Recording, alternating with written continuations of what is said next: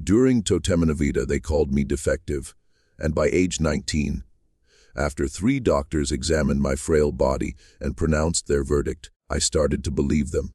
My name is Thomas Beaumont Callahan. I'm 19 years old, and my body has always been a betrayal, a collection of failures written in bone and muscle that never properly formed. In January 1840, I was born premature, arriving 2 months early during one of the coldest winters Mississippi had seen in decades. My mother, Sarah Beaumont Callahan, went into labor unexpectedly at a dinner party my father was hosting for visiting judges and planters. The midwife who attended her, an enslaved woman named Mama Ruth, who delivered half the white babies in the county, took one look at me and shook her head. "Judge Callahan," she told my father, "this baby won't make it through the night. He's too small, too. His breathing is shallow. Best prepare your wife for the loss." But my mother, delirious with fever and exhaustion, refused to accept that prognosis. Holding my tiny body against her chest, she whispered, "He'll live. I know he will. I can feel his heart beating. It's weak, but it's fighting." She was right. I survived that first night, and the next, and the next.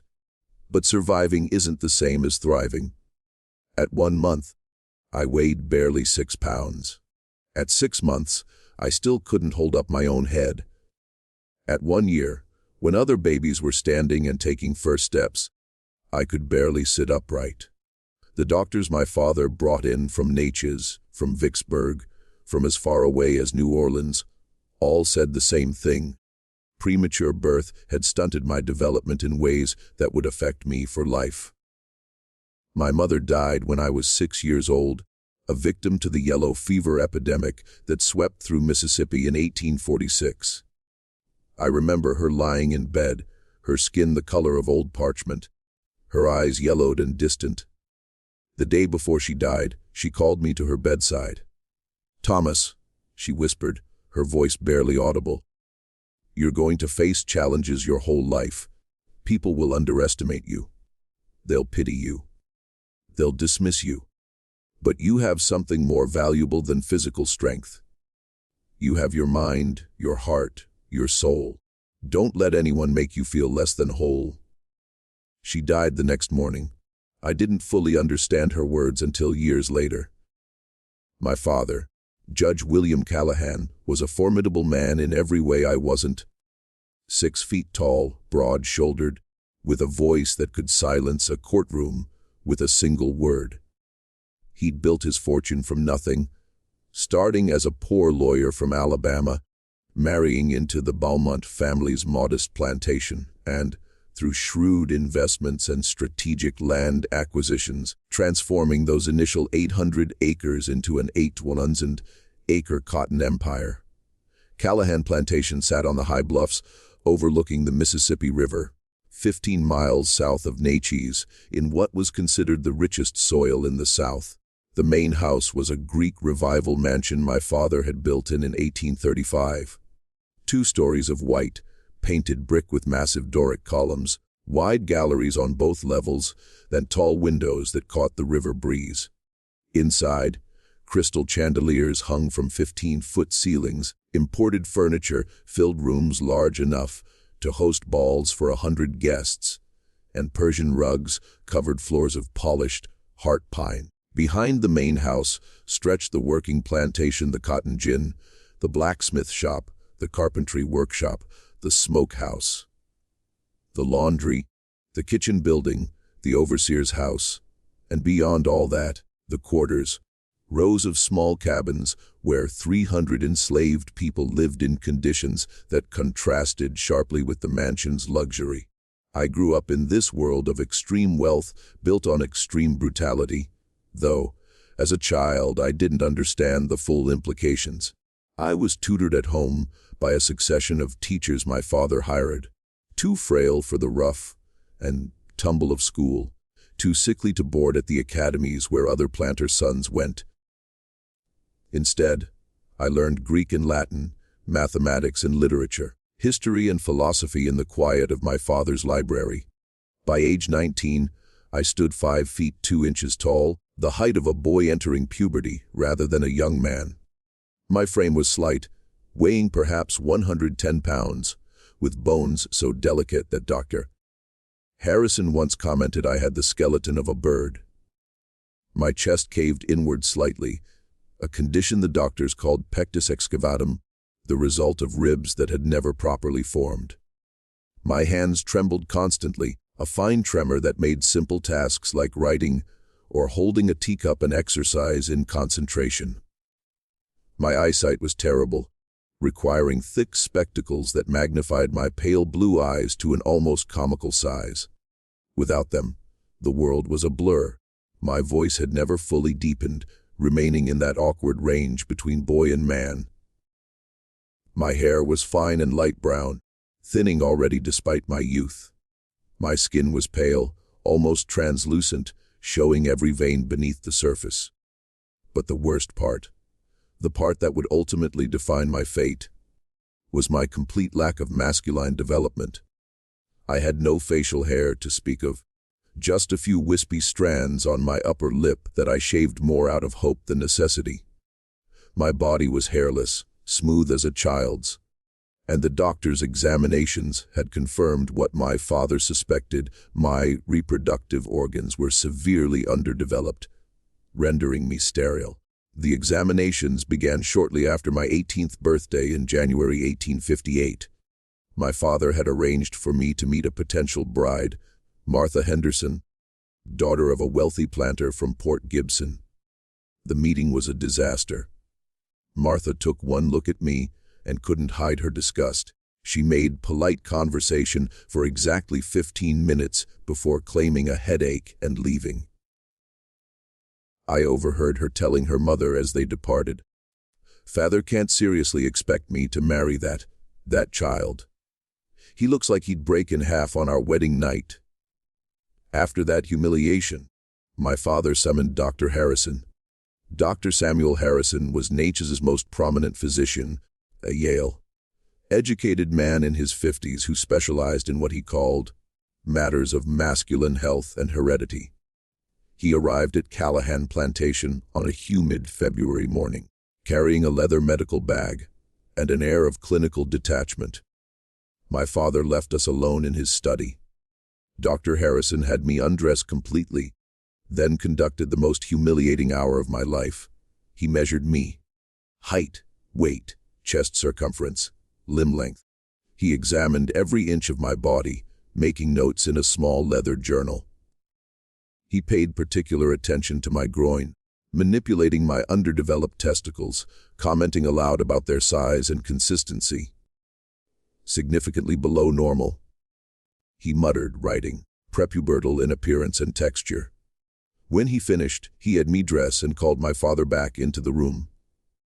"Judge Callahan," Dr. Harrison said, settling into a leather chair, "I'll be direct.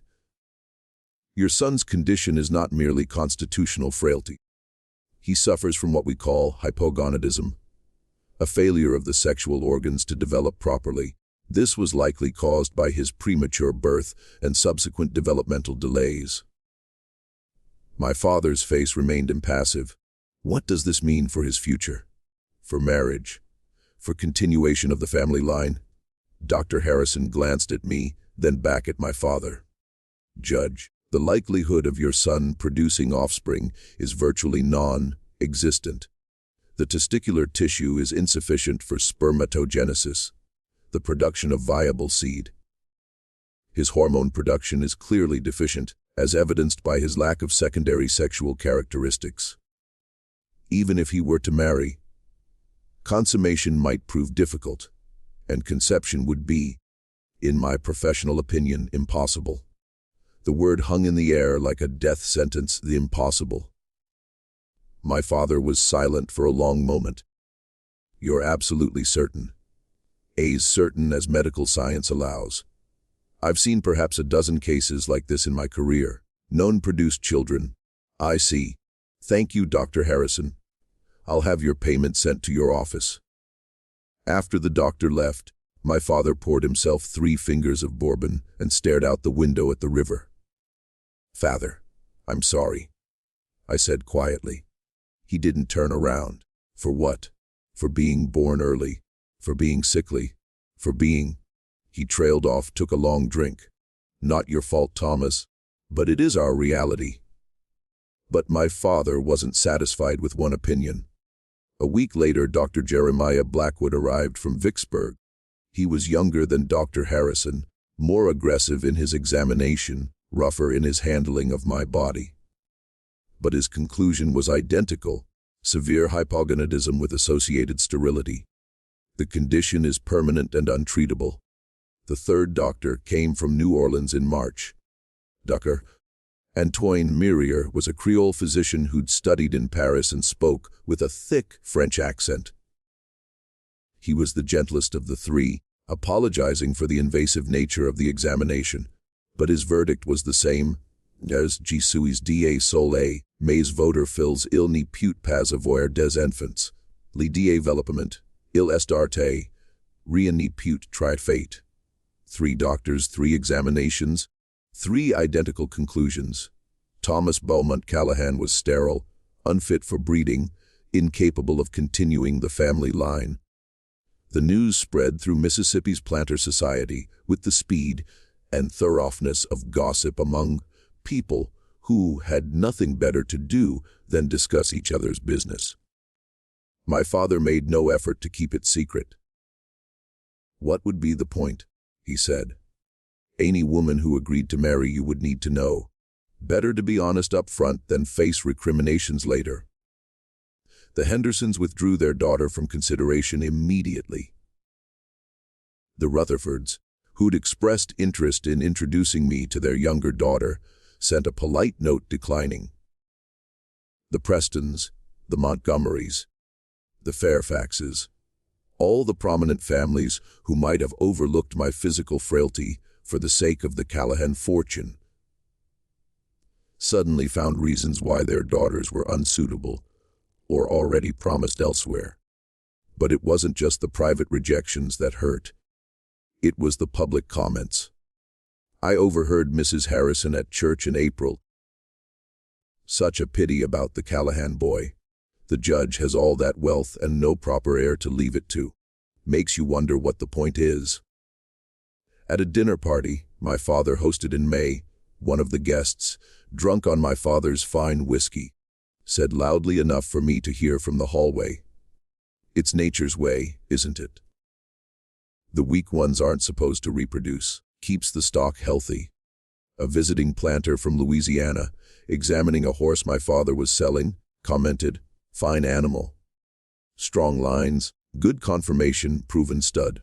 Not like that son of yours, eh? Sometimes breeding just fails." Each comment was a knife, but I'd learned to show no reaction. What would be the point? They were right in the terms they understood. I was defective merchandise, a failed investment, a dead-end branch on the family tree. My father withdrew into himself during the spring and summer of 1858. He still ran the plantation with his usual efficiency, still served as county judge, still attended social functions. But at home, he was increasingly distant, spending long hours in his study with Bourbon and legal documents, working on something he wouldn't discuss with me. I retreated into books. My father's library contained over 2,000 volumes, and I'd read most of them by age 19. I particularly loved philosophy and poetry. Marcus Aurelius Epictetus, Keats, Shelley, Byron. I found solace in words written by men who'd contemplated suffering, mortality, and the human condition. I also began exploring books my father didn't know were in his library, volumes that previous owners had left behind, or that had been accidentally included in lots purchased at estate sales. These included abolitionist literature that was technically illegal in Mississippi, narrative of the life of Frederick Douglass, published in 1845, Our Uncle Tom's Cabin by Harriet Beecher Stowe, published in 1852, essays by William Lloyd Garrison and other Northern abolitionists. I read these forbidden books late at night when the house was quiet, and they disturbed me profoundly. I'd grown up accepting slavery as natural, as ordained by God, as beneficial to both master and slave. The idea that enslaved people were inferior, childlike, incapable of self-governance.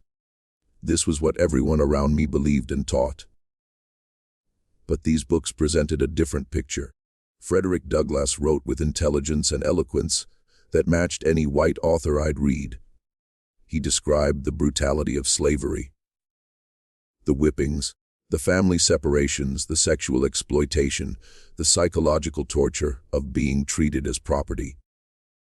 Uncle Tom's Cabin, despite being fiction, depicted slavery's horrors with devastating emotional impact. I began noticing things I'd previously ignored: the scars on the backs of field hands, the way enslaved people's expressions went blank and subservient when white people approached, the children who looked suspiciously like my father's overseers, the women who disappeared from the fields for months, then returned without the babies they'd obviously carried. But I did nothing with these observations. I was too weak, too dependent, too compromised by my own comfort to challenge the system. I told myself I was different from other slaveholders, that I treated enslaved people with more kindness. But kindness doesn't make slavery less evil. It just makes the enslaver feel better about participating in it. In September 1858, my father made another attempt at finding me a bride. He contacted families outside Mississippi, Alabama, Louisiana, Georgia. He lowered his standards, approaching families of lesser wealth and social standing. He offered increasingly generous dowries, guaranteeing that any woman who married me would live in luxury and want for nothing. The responses were variations on a theme. "Thank you for your generous offer, but Caroline is already promised to another. We appreciate your interest, but we don't feel it would be a suitable match. While your son seems a fine young man, we're looking for a situation with different prospects." That last one was particularly cruel. Different prospects was a polite way of saying, a husband who can give us grandchildren. By December 1858, my father had stopped trying. We ate dinner together in silence most nights. The clink of silver on china, the only sound in the massive dining room. Sometimes he'd look at me with an expression I couldn't quite read, disappointment certainly, but also something like desperation. The explosion came in March 1859. It was late evening, and my father had been drinking more than usual. I was in the library reading Meditations by Marcus Aurelius when he burst in. "Thomas, we need to talk." I set down the book. "Yes, Father." He sat down heavily, bourbon sloshing in his glass. "I'm 58 years old.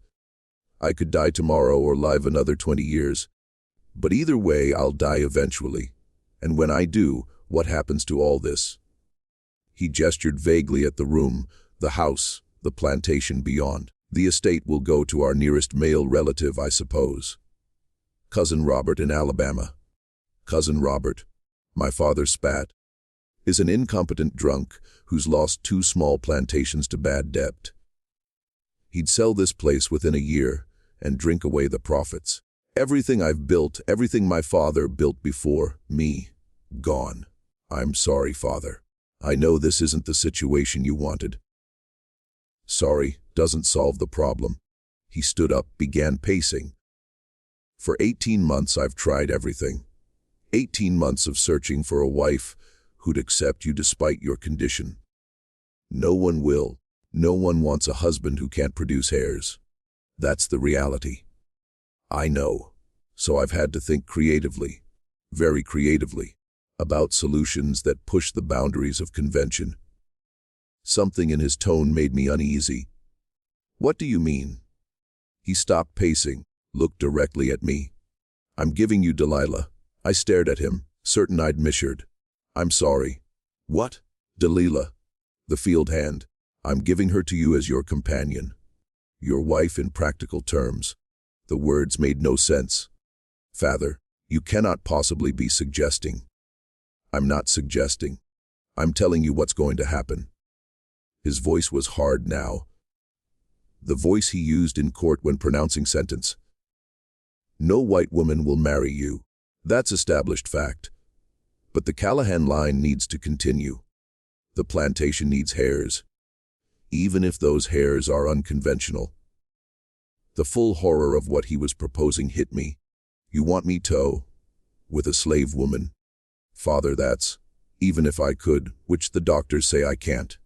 That's not how inheritance works. A child from a slave woman wouldn't be your heir. They'd be property. Unless I free them. Unless I legally adopt them. Unless I structure my will very carefully. Which, as a judge and lawyer, I'm uniquely qualified to do. This is insane. This is necessary." He sat down again, leaning forward. "Thomas, listen to me. I've thought this through from every angle. You can't produce children. The doctors were unanimous about that. But children can be produced on your behalf. Delilah is strong, healthy, intelligent. I'll arrange for her to be bred with a suitable male from another plantation. Strong stock, proven fertility, good physical specimens. The children she bears will legally be heirs mine, through documentation I'll create. When I die, I'll will them to you, along with papers freeing them and establishing them as your adopted heirs. They'll inherit everything. You're talking about breeding human beings like livestock. I'm talking about ensuring the continuation of this family and this plantation. Is it unconventional? Yes. Is it legally complex? Absolutely. But it's possible, and it solves our problem. It's not my problem." I stood up, my hands trembling more than usual.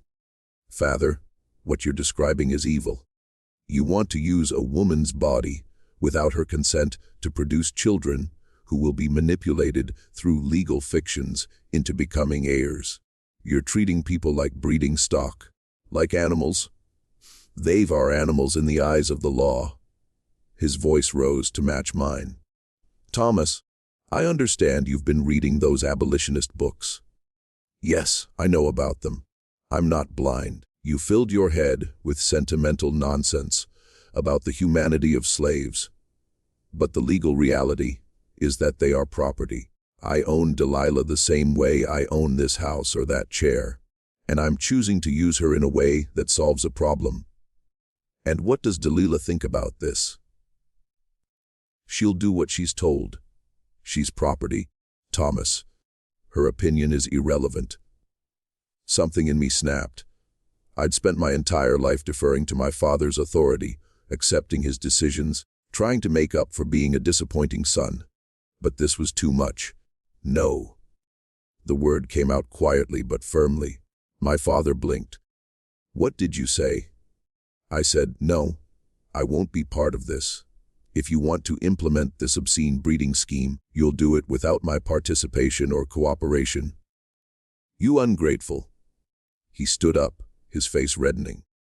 "Do you have any idea what I've sacrificed for you? The opportunities I've lost because I had to focus on finding solutions for my defective son, the social embarrassment of having an heir who can't perform the one basic function required of him. I didn't ask to be born this way. And I didn't ask for a son who'd end the family line." He threw his glass, which shattered against the fireplace. "I'm trying to find a solution, and you're throwing it back in my face out of some misguided moral superiority you learned from abolitionist propaganda. It's not propaganda to say that people shouldn't be bred like animals.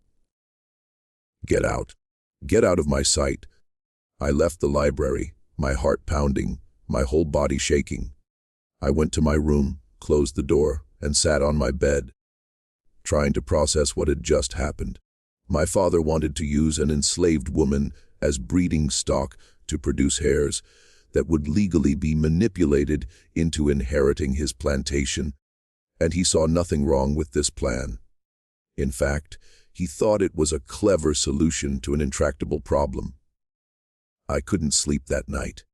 I kept thinking about Delilah, about the life my father was planning for her without her knowledge or consent. I'd seen her around the plantation, of course. She was hard to miss.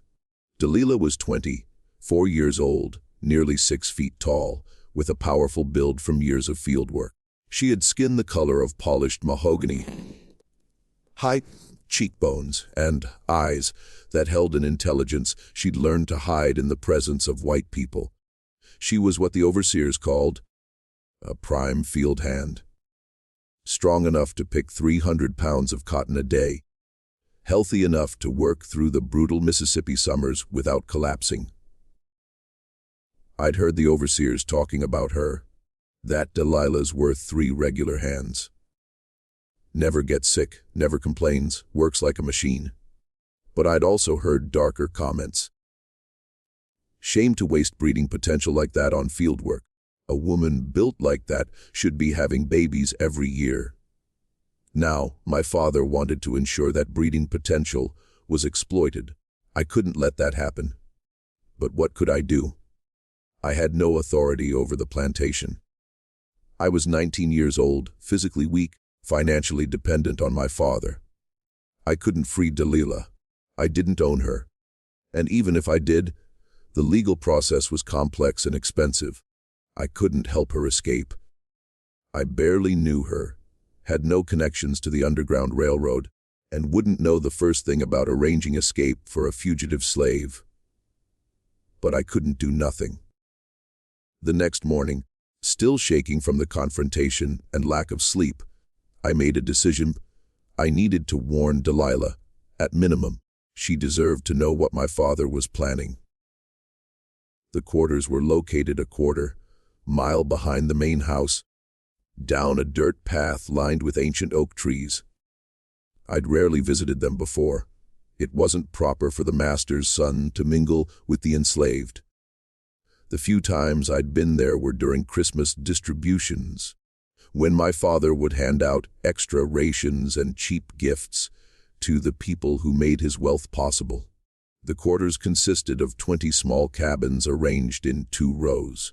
Each cabin housed between 6 and 10 people in conditions that contrasted sharply with the mansion's luxury: rough pine, plank walls, dirt floors, a single fireplace for heating and cooking, 1 or 2 small windows with wooden shutters, but no glass. It was mid-morning on a Tuesday, which meant most of the field hands were out working. Only a few people were around: an elderly woman tending a cook fire, some children too young to work, a man with a bandaged leg sitting on a cabin step. They all stared at me as I walked past. It wasn't common for white people to visit the quarters, except the overseer on his rounds or my father on inspection tours. A frail young white man in fine clothes walking alone through the quarters. I must have looked completely out of place. I asked the elderly woman which cabin belonged to Delilah. She looked at me suspiciously. "Why you asking after Delilah, young master? I need to speak with her. It's important. She out in the fields. Won't be back till sundown." "I'll wait." The woman's eyes narrowed, but she pointed to the 3rd cabin in the 2nd row. "That's hers. But I don't know what business you got with her." I spent the day in uncomfortable limbo. I couldn't return to the main house. My father and I weren't speaking. I couldn't wait in Delilah's cabin. That would be completely inappropriate. So I walked the grounds of the plantation, avoiding the areas where my father might be, trying to formulate what I'd say to Delilah when she returned. The sun was setting when I saw the field hands returning. They walked in loose groups, exhausted from 10 hours of labor under the March sun. Delilah was easy to spot. She was a head taller than most of the others, walking with a straight, back posture despite obvious fatigue. She saw me standing near her cabin and stopped. "Master Thomas." The other field hands stared, whispering to each other. This was highly unusual, the master's son waiting at a slave cabin. "Delilah, I need to speak with you. It's important." "May I?" I gestured toward her cabin. She glanced at the other workers, then nodded slowly. "Yes, sir." We entered the cabin. It was a single room, about 12 by 14 feet, with a dirt floor and rough plank walls. A fireplace occupied one wall, cold now in the mild evening. 3 rough wooden pallets served as beds. Delilah shared the cabin with 2 other women who worked in the laundry. There was a crude table, 2 stools, a few cooking pots, and some clothing hanging from pegs on the wall. This was where 3 human beings lived.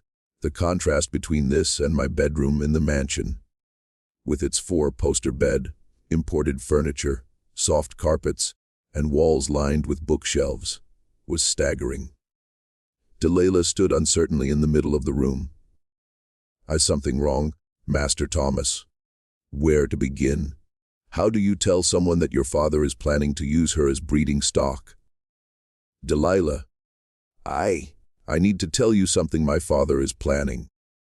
Something that involves you." Her expression became carefully neutral. The look enslaved people adopted when dealing with white people who might mean danger. "Yes, sir. I told her everything about my sterility, about my father's desperation for heirs, about his plan to breed her with a male slave from another plantation, about the legal machinations that would turn her children into my adopted heirs." As I spoke, I watched her face cycle through shock, horror, and then a kind of weary resignation. When I finished, she was quiet for a long moment. Finally, she said, "So the judge plans to use me like a broodmare?" "Yes, and I wanted you to know. I wanted to warn you so you could, I don't know, prepare yourself. Resist if possible. Though I know that's almost impossible given your situation." "Why?" She looked at me directly now, fear temporarily overcome by curiosity. "Why are you telling me this, Master Thomas? Why do you care what happens to me?" It was a fair question. Why did I care? I'd lived my entire life benefiting from slavery without questioning it. I'd worn clothes made by enslaved people, eaten food prepared by enslaved people, lived in luxury built on enslaved labor. What made this different? Because what my father is planning is wrong. Not just morally wrong in some abstract sense, but practically, specifically wrong in a way I can't ignore anymore. "You think slavery's wrong?" There was skepticism in her voice. I struggled for words. "I think I've been reading too much lately. Books that make me question things I've always accepted. And when my father laid out his plan, when he talked about you like you were livestock to be bred for his purposes, something in me couldn't accept it. But you still own slaves. Your father still owns me." "Yes." And I don't have an answer for that contradiction. I'm complicit in a system I'm starting to understand is evil. But I couldn't let my father's plan happen without at least warning you. Delilah sat down on one of the stools, suddenly looking exhausted. "Master Thomas, I appreciate the warning. Truly, but what am I supposed to do with this information? I can't refuse. If the judge orders me bred, I'll be bred. If I resist, I'll be whipped until I comply, or sold to someone worse, or killed. There is no escape from this. There might be." The words were out before I'd fully thought them through. She looked up. "What?" "There might be a way out. I've been thinking about it all day. If you were to escape. Escape to where? We're in Mississippi. There are slave patrols everywhere. I have no papers, no money, no knowledge of the roads north. And I'm a 6-foot, tall black woman. I'm not exactly inconspicuous. I'd be caught within a day and sold south, probably to a Louisiana sugar plantation where I'd be worked to death within a few years. What if you had papers? What if you had money? What if you had someone to travel with who could deflect suspicion?" She stared at me. "Master Thomas, what are you suggesting?" "I'm suggesting." I took a deep breath. "I'm suggesting that maybe we both leave together. We go north. I have money. My mother left me a trust fund that I can access. Not a fortune, but enough to get us started somewhere. I can forge travel passes in my father's handwriting. We take a wagon and supplies, and we just go. You can't be serious. I'm completely serious. Master Thomas, if we're caught, do you know what would happen? You'd be imprisoned for slave theft. I'd be killed. They don't just whip runaway slaves in Mississippi. They make examples of them. Public hanging, sometimes worse. I know. But if we succeed, and if we somehow make it north, then what? You'd be throwing away everything. Your inheritance, your social position, your family name. You'd be poor. You'd be an outcast. And for what? To help one slave escape when your father owns 300. It was the fundamental question. And I didn't have a good answer except the truth.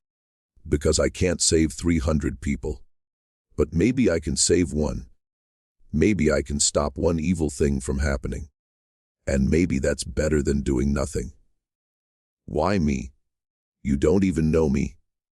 Because you're the one my father's planning to hurt. Because I can't stop him from continuing slavery, but I can try to stop him from breeding you like an animal. And because I hesitated. Because I think maybe we both need to escape. You from slavery. Me from a life of complicity in a system I'm starting to realize I can't morally accept. Delilah studied me with those intelligent eyes that had been trained to hide their intelligence. You really mean this? Wes! You'd give up everything to help me escape? Wes! Even though you barely know me. Even though I'm just one slave among millions. Even though it might not make any real difference in the grand scheme. Yes. Because it would make a difference to you. And right now, that feels like the only thing I can actually control. She was quiet for a long time. Outside, I could hear other enslaved people moving around, preparing evening meals, settling in for the night. The sun had fully set now, and the cabin was lit only by faint moonlight through the window. Finally, Delilah said, "If we do this," and I'm not saying yes yet, I'm just saying, if. We'd need to be smart about it. We'd need to plan carefully. The judge has connections everywhere in Mississippi. He'd send people after us. I know. And we'd need to move fast. If he's planning to bring in a male slave to breed me with, that could happen any day. When would you want to leave? Give me 2 days to think about it. To prepare what little I have. To say goodbye to people in a way that doesn't alert suspicions. She stood up. Master Thomas, I don't fully understand why you're doing this. Part of me thinks this is some kind of trap or cruel joke. But if you're sincere, if you really mean to help me escape, then I'll take that chance, because you're right. What your father's planning is worse than the risk of running. I'm sincere. I swear it. Then we leave in 2 days. Thursday night, after everyone's asleep. Meet me at the stable at midnight. Bring money, supplies, and those forged travel passes. I'll bring what little I have.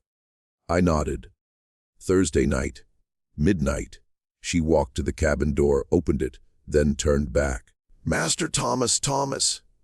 If we do this, if we make it north, what then? What do you expect from me? Nothing. I expect nothing except that you'd be free. What you do with that freedom is entirely your choice. You're not doing this expecting me to be grateful in certain ways, expecting me to be your mistress or companion or... No. Absolutely not. I'm doing this because it's right, or at least less wrong than doing nothing. That's all. She studied me for another moment, then nodded. Thursday night. Don't be late. And don't change your mind. I left the quarters and walked back to the mansion in the dark, my heart pounding. What had I just agreed to? I was planning to steal my father's property, because that's what Delilah was in the eyes of the law. Property. And flee north with her. If we were caught, I'd be imprisoned. Delilah would likely be killed. But if we succeeded, one person would be free. One woman wouldn't be forced into the breeding scheme my father had planned. It wasn't saving the world. It wasn't ending slavery. But it was as something. The next 2 days were agony. I avoided my father as much as possible, taking meals in my room, claiming illness. He didn't push the issue. We were still angry with each other, and he likely assumed I needed time to come around to his plan. I used those 2 days to prepare. I went to the bank in Natchez and withdrew nearly all of my trust fund. $800, a substantial sum. I packed a bag with clothes, books, and necessities. I studied maps of Mississippi and the roads north. I practiced my father's signature on travel passes, getting the loops and flourishes exactly right. I also wrote letters, one to my father explaining why I was leaving, one to Dr. Harrison, thanking him for his professional care, one to the few friends I'd had over the years saying goodbye. The letter to my father was the hardest. Father, by the time you read this, I'll be gone. I'm leaving Mississippi, and I won't be returning. I know this will anger you, disappoint you, and perhaps hurt you. For that, I'm sorry.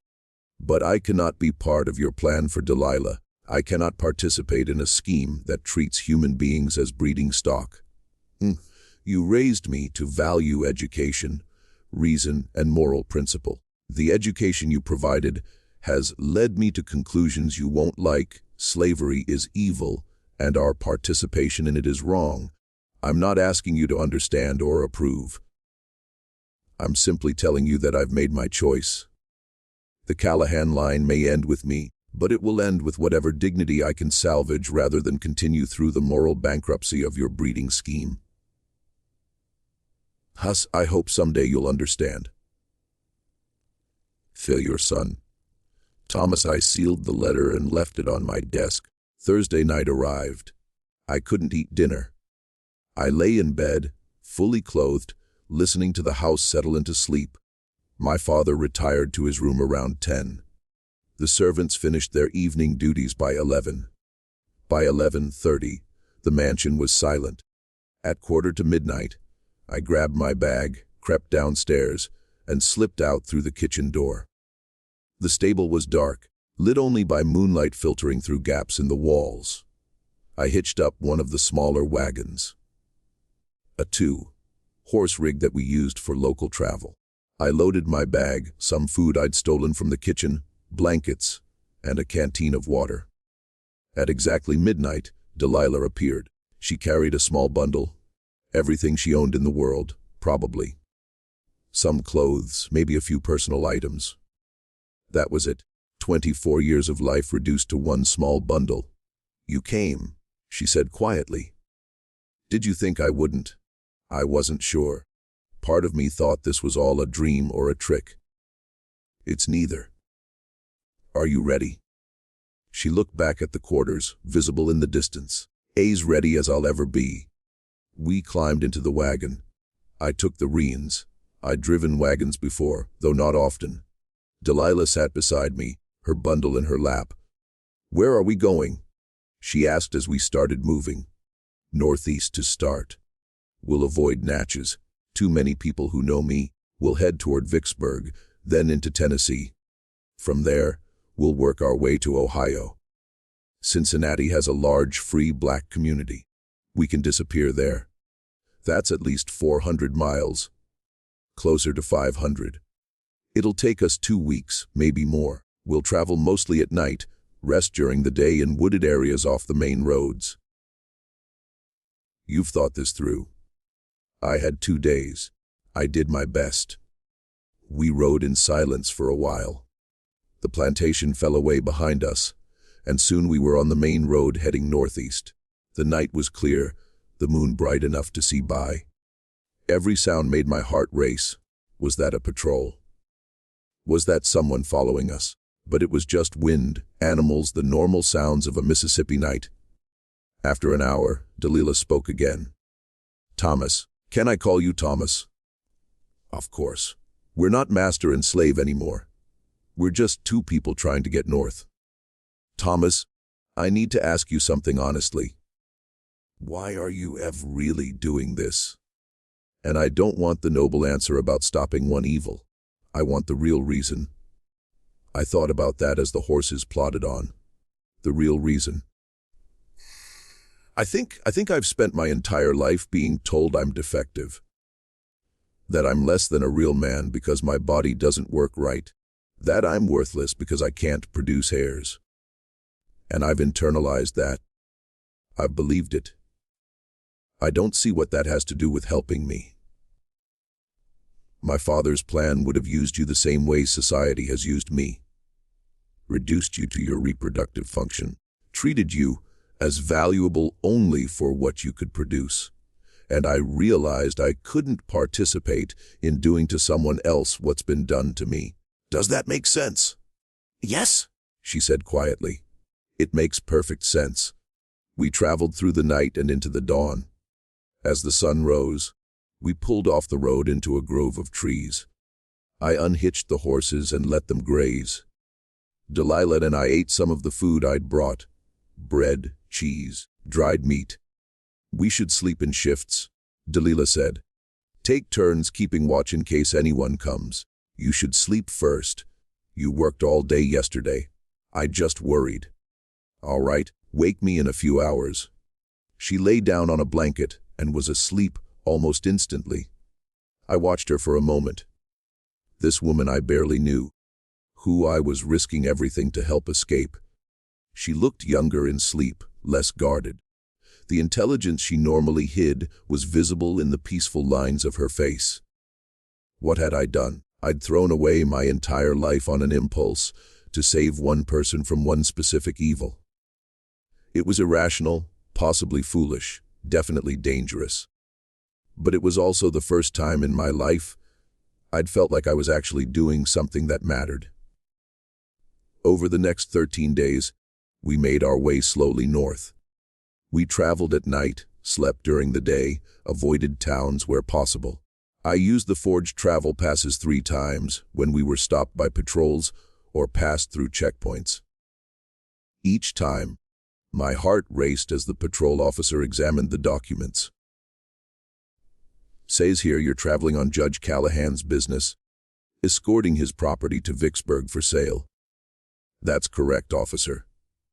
The judge needs to liquidate some assets, and Delilah here is prime stock. Should fetch a good price. Mim.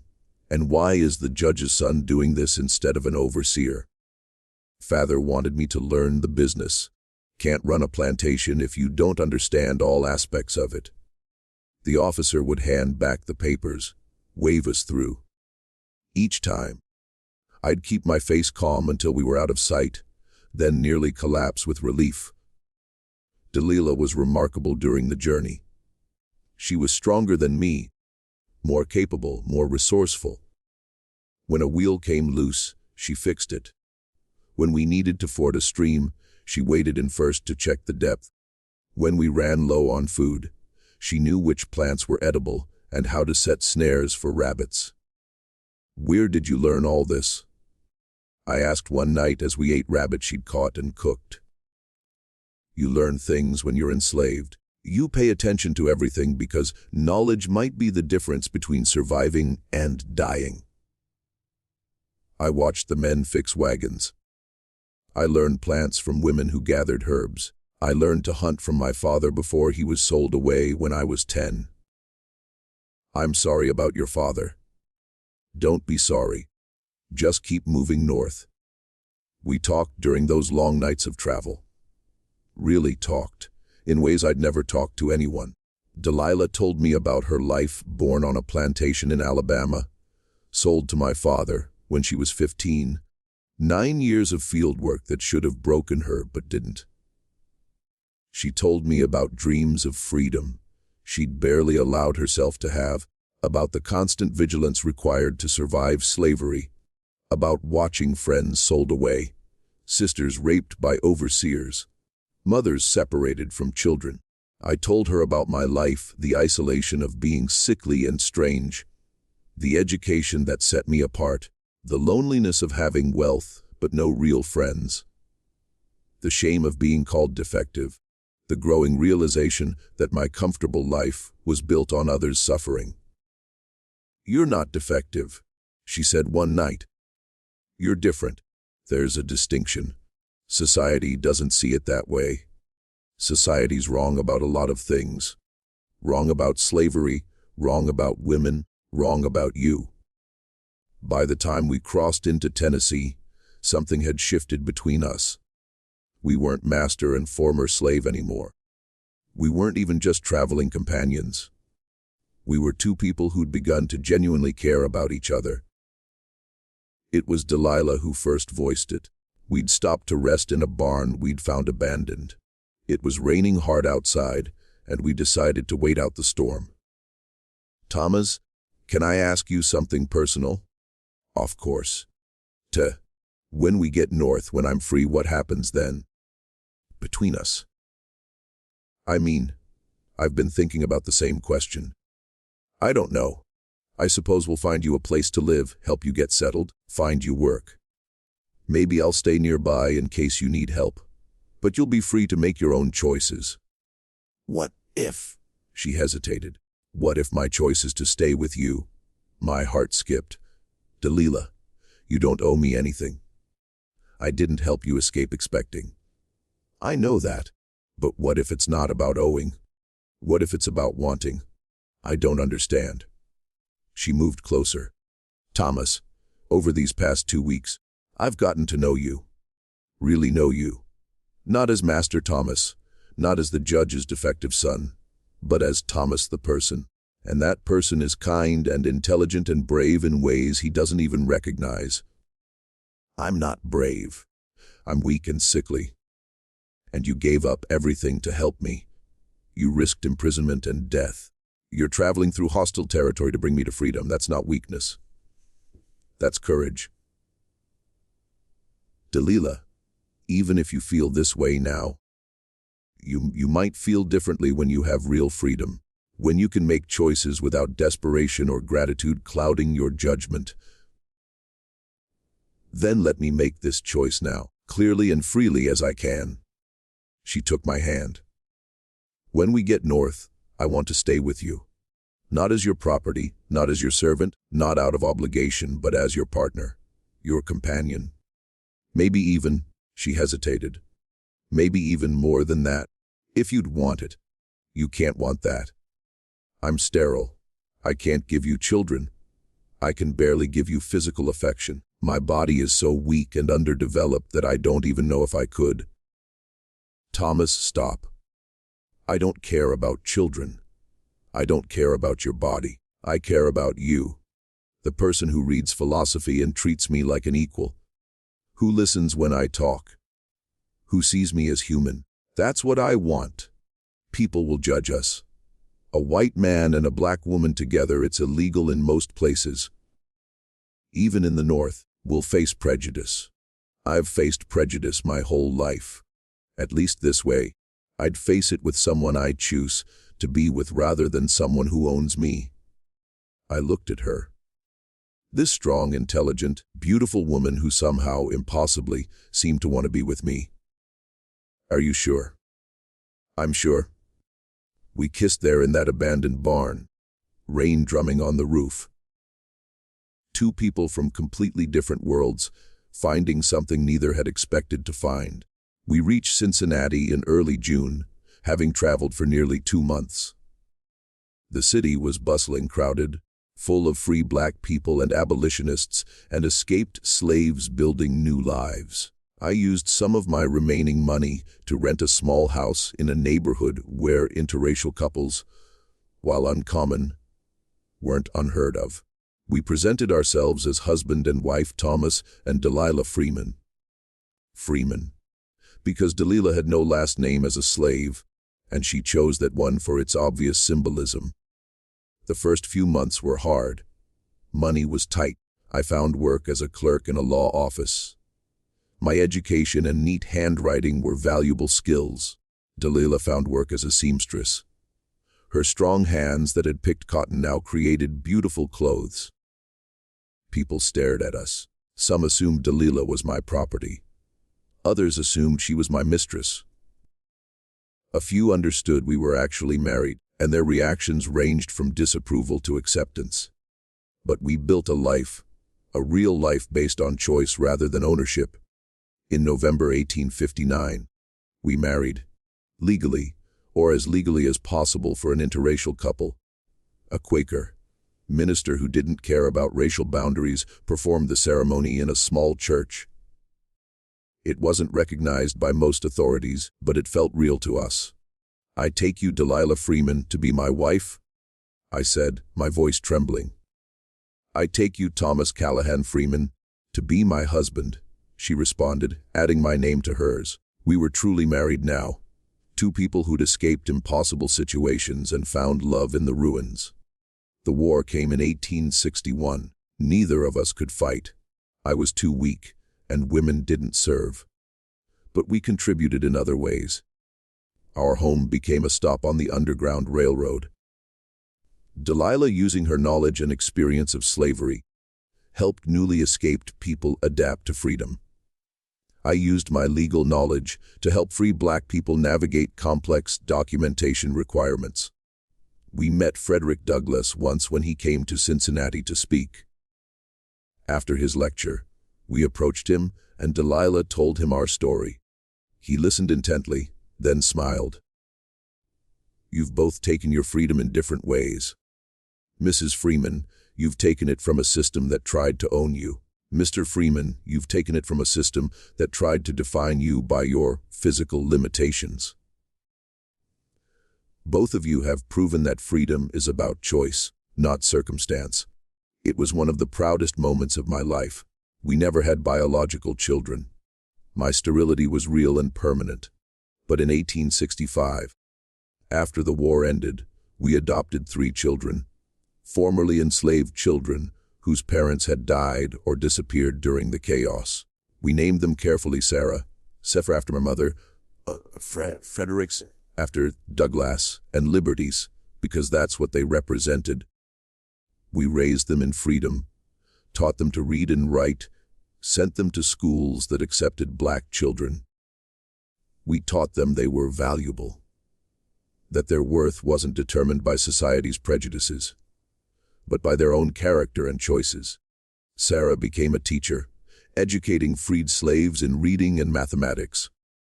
Frederick became a doctor, serving Cincinnati's Black community. Liberty became a lawyer who fought for civil rights, using the law to tear down the same structures that had once enslaved her mother. I lived longer than anyone expected. The doctors who'd examined me at 19 and pronounced me unfit for breeding had predicted I wouldn't live past 30, but I made it to 42, 23 years with Delilah. 23 years of a life I'd built through choice rather than circumstance. I died in 1882 of pneumonia, the same illness that had killed my mother. Delilah held my hand as I slipped away. "Did I do right?" I whispered, barely audible. "Leaving everything, bringing you north, was it worth it?" Tears streamed down her face. "Thomas, you gave me freedom. You gave me dignity. You gave me love. You gave me a life where I'm a person, not property. You gave me children who will grow up free. Yes, it was worth everything. I love you, Delilah Freeman. I love you, Thomas Freeman." Those were my last words. Delilah lived another 18 years, dying in 1900 at age 65. She spent those years working for civil rights, using her voice to tell the story of slavery and freedom, teaching young people about the importance of choosing justice over comfort. We're buried together in Spring Grove Cemetery in Cincinnati under a shared headstone that reads, "For Thomas Beaumont Callahan Freeman, 1840 to 1882 to Delilah Freeman, 1835-1900s, married 1859. They chose freedom over comfort and pull over conventions as and privilege and worth cannot be determined by our physical ability or social status. And our 3 children all lived successful lives of service. Sarah's school educated over 1,000 freed slaves. Frederick's medical practice served Cincinnati's Black community for 40 years. Liberty's legal work helped dismantle segregation laws and protect civil rights. In 1920, Liberty published a book titled From Property to Partnership, the story of Thomas and Delilah Freeman. It told our story. The white man's society called unfit for breeding, and the enslaved woman's society called property, and how we both found freedom and love by rejecting the labels others put on us. This is the story of Thomas Beaumont Callahan Freeman and Delilah Freeman, who left Mississippi in May 1859 and built a life in Cincinnati, Ohio. It's the story of a man's society called defective and a woman's society called property, who proved that human worth isn't determined by physical capability or legal status, but by the choices we make and the dignity we afford ourselves and others. Historical records document our existence. Thomas's birth in 1840, his medical examinations in 1858, and the trust fund withdrawals in 1859. Delilah's sale to Judge Callahan recorded in plantation ledgers from 1850. Cincinnati city directories listing Thomas Freeman as a law clerk from 1859 to 1882 and Delilah Freeman as a seamstress from 1859 to 1900.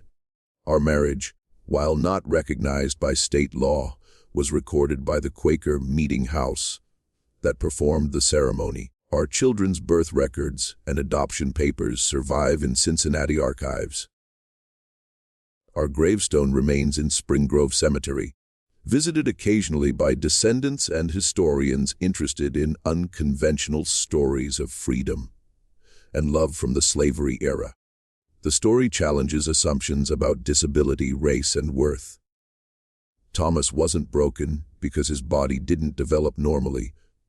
He was intelligent, moral, and capable of profound courage. Delilah wasn't property, despite the law saying she was. She was strong, intelligent, and deserving of freedom and self-determination.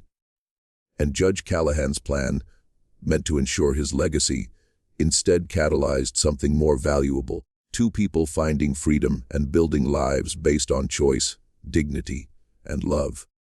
If Thomas and Delilah's story moves you, if you believe human worth transcends physical ability and legal status, if you believe love and freedom can triumph even in the darkest times, then share this story.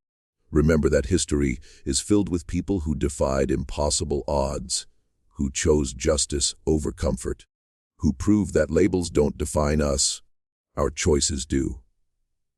Their legacy lives on in descendants who continue working for justice. In the example they set of choosing morality over convenience, and in the reminder that every person deserves freedom, dignity, and the chance to write their own story.